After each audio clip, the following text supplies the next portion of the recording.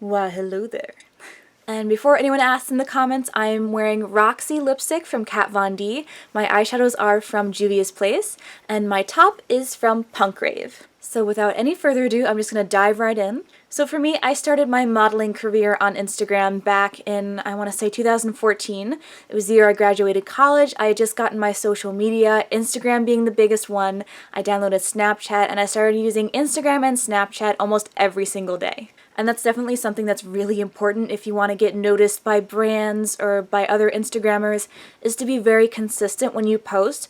Posting every single day, if you can, is really, really helpful. Although, to be completely honest with you, I started off my career back before the whole algorithm problem with Instagram, so I don't know if all of these things are going to have the same effect now that they did back in 2014, 2015. So this is just how I did it, and I'm sharing with you guys, and hopefully maybe some of these tips will help. You know, one of the first things that people always ask me online in my DMs and Instagram when they ask about modeling is, how did you start?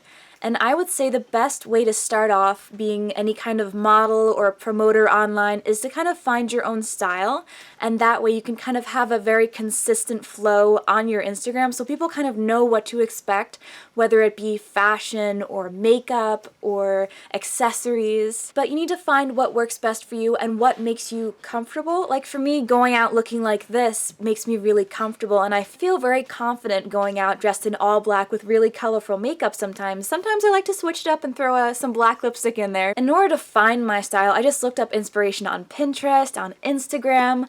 I found a bunch of models who I really liked their style and took little bits and pieces and incorporated them into my own style. Like, I followed Harper Lee Hollywood for the longest time, and she's absolutely gorgeous. And if you don't know who she is, I'll link her Instagram below. She's drop dead gorgeous. And one thing I always noticed from her is that she was always wearing this really beautiful bright red lipstick or black lipstick. So I thought, okay, well, I can pull that off, I think.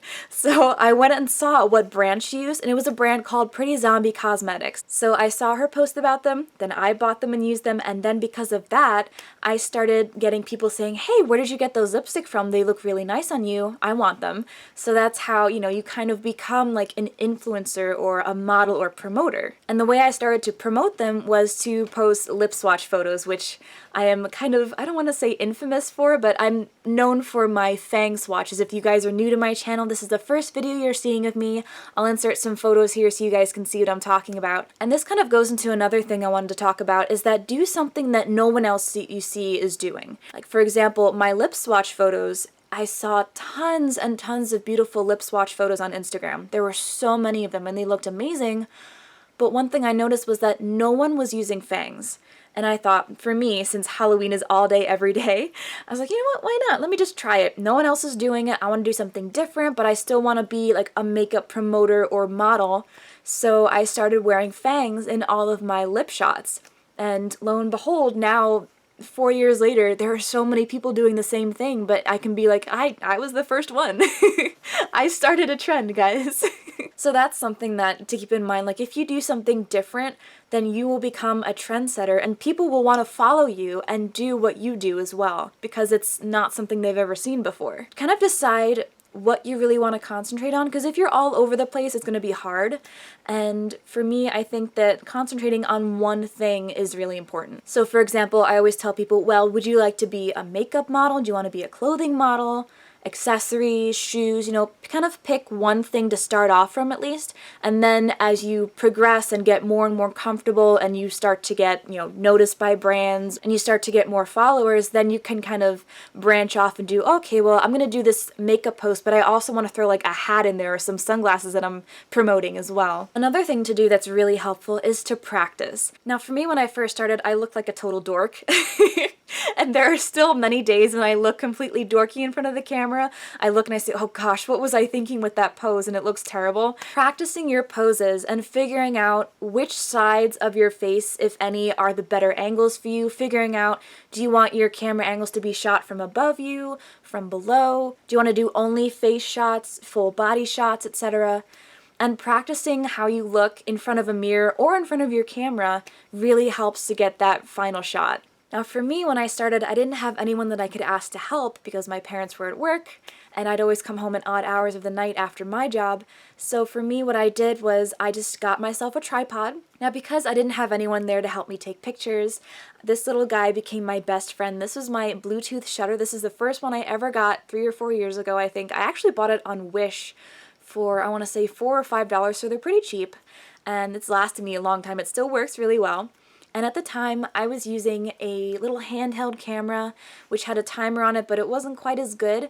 So then I got my first iPhone, and I got this to go with it. And now with the iPhone, it has a self-timer, but if you want to get even better control, I suggest getting a Bluetooth shutter like this. And it's really easy and simple to set up with your phone. It works through Bluetooth. You just turn the Bluetooth on your iPhone, and it instantly pairs with this. And then what you do is you make sure that it's kind of aimed towards your phone, and you press the button, and it takes the picture. Now, I was learning, so this is my first ever attempt doing this, so I want to say I took an average between 100 to 200 shots per photo shoot, let's say. So I wanted to take a picture of a makeup look I was doing.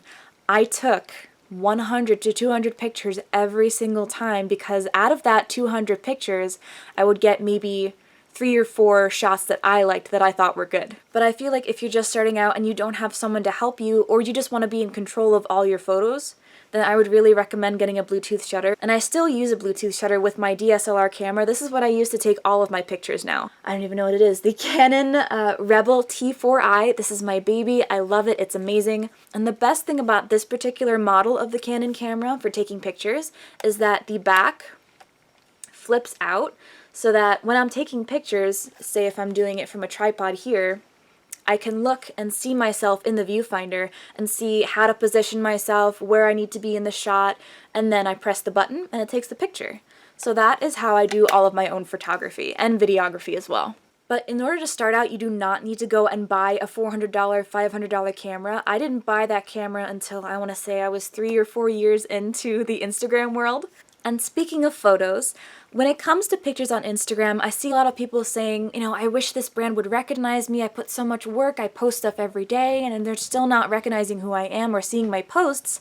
And I look and I see that all of their photos are like the typical selfies. Like you can see that they're holding their camera up and taking a picture like this, or everything is with a Snapchat filter on top, which is fine if you want to do it for fun, but to get brands to notice you and want to work with you, having the best quality pictures possible is really important. And for some brands, selfies are perfectly fine, but I feel like for the most part, once I started taking pictures that weren't selfies, which is why I was mentioning the Bluetooth shutter is really important, to make it look more professional, then that's when I started getting promotion deals and getting approached by brands. And some of the things that really help with good quality pictures is the lighting. Now for me, sunlight is the best possible lighting you can ever have, especially if it's around dawn or dusk. But for some people that's hard to come by, especially if they work. In order to get my Instagram posts every day, I used to wake up early, do my makeup before I went to work, then go outside, stand in the sun, take a picture, post it, then go to work. After a while, I wasn't able to do that anymore because my work hours changed. So by the time I got home at night, it was really dark, but I still wanted to take pictures of my makeup. So what I did is I invested in a couple of aluminum can lights like this. You can get these at Home Depot for probably less than $10. And the bulbs that you put in them are the most important thing. Now for me, I got 2 of these. They have little clamps at the end so you can put them on your makeup table or whatever you have lying around in your room. And these bulbs are the CFL daylight bulbs. They're really bright and they simulate sunlight. And these will really make your makeup pop in an indoor setting. So if you can't take advantage of natural sunlight, then I recommend getting some lamps like those. I think getting a set of 2 of them was less than $20 and I got everything at Home Depot. So lighting is really, really important to get a good quality photo. You can have the best camera in the world, but if you don't have good lighting, the photo is not going to come out that great. Another thing about having good quality photos is not having a cluttered background.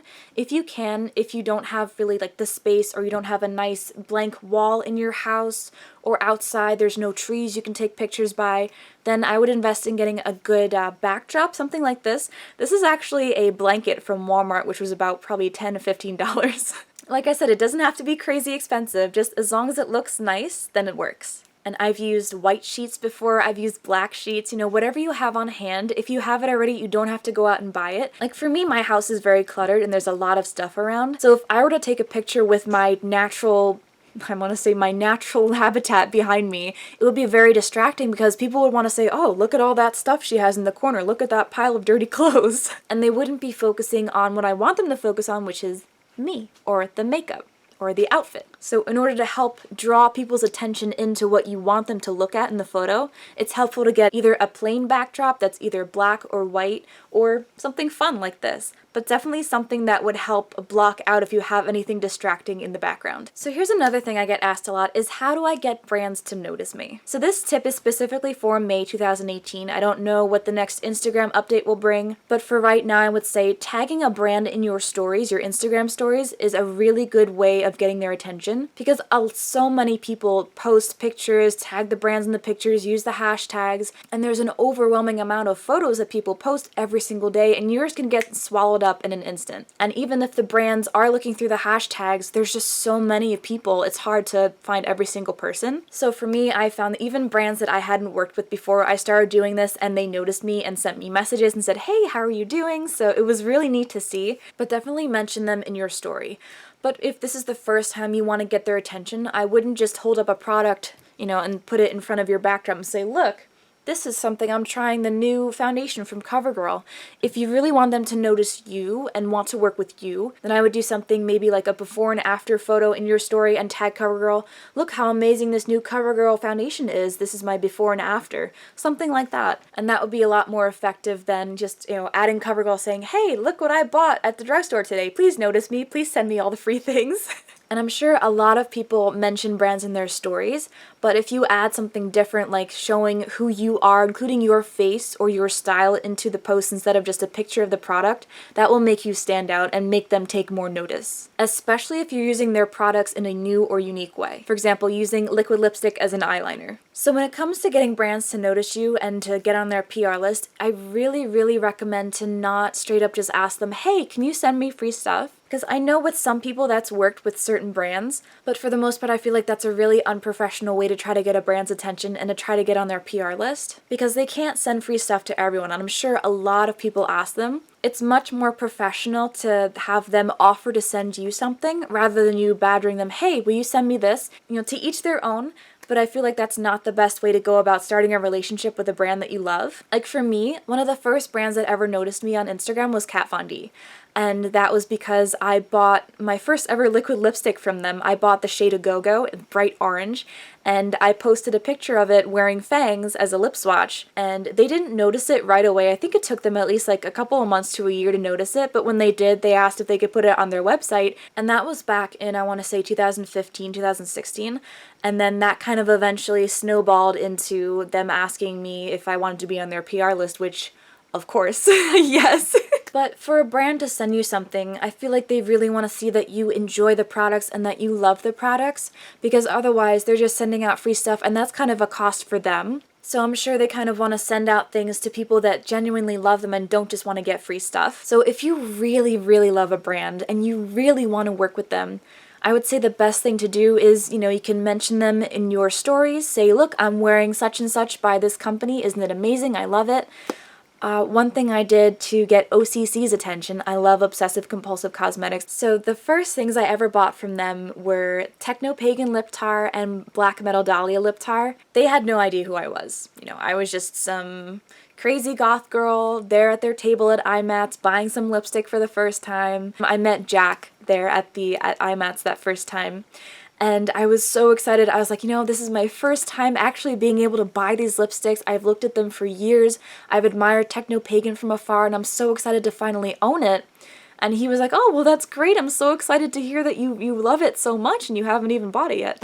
So I went home with those 2 lipsticks from them. And I started posting pictures of me wearing Techno Pagan and Black Metal Dahlia.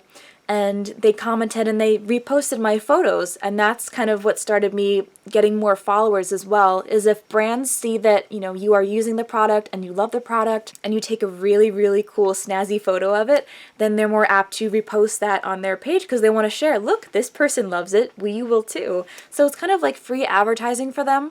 So that's another thing you can do. Stories are great, but they are temporary. So I feel like most brands do still want to see people actually posting things because posts stick around for a longer time. They're more permanent, I guess you could say. So posting pictures, you can still use the hashtags. I know I said they're not as effective, but who knows, you might get lucky. And always tagging the brand and mentioning them in the comments as well. If none of that works for you, you're getting desperate, you're like, oh, please, I've been spending all my money on this brand and they haven't noticed a single thing I've done. You can try asking your followers to tag them in comments underneath your posts using their makeup.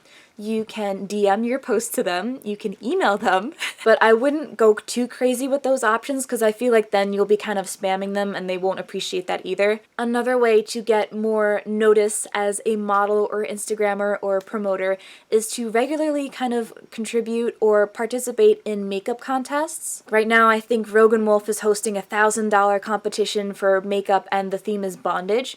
So people have done things from lip art to full face paint to really simple looks.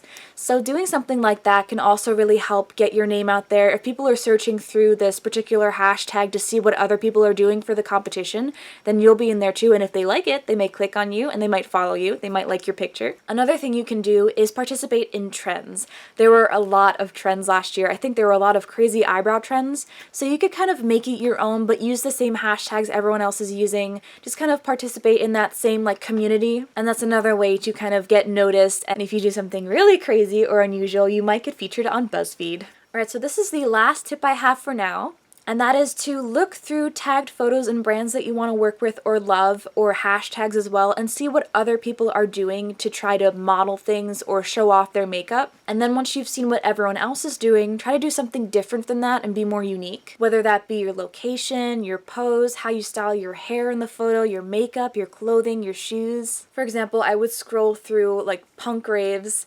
Instagram tagged photos on their page or hashtags and say, all right, she's modeling this particular shirt, but I feel like I could do it a little differently, or maybe I'll do it upside down or have a really big splash of color to make it stand out. And that was one way that I think brands started to notice me more as well. Because if everyone is styling their photos in the same way, or they're all posing like this, then doing something different where maybe if you're sitting on a tombstone or something like that, or just posing in the grass, just even like a little change in background can really help make you stand out. Alright guys, well that is it for all my tips and tricks for how to become an Instagram model or promoter. I hope some of this helped you guys. If you ever have any questions, please feel free to ask me in the comments through my email, my Instagram, my Snapchat, any of my social media. I'd be more than happy to help because I wish I had more information when I started modeling and more tips and tricks, but I just kind of learned as I went. So I'd love to help you guys out however I could. And I hope you guys have an awesome day or night wherever you are, and I'll see you in my next video. Bye!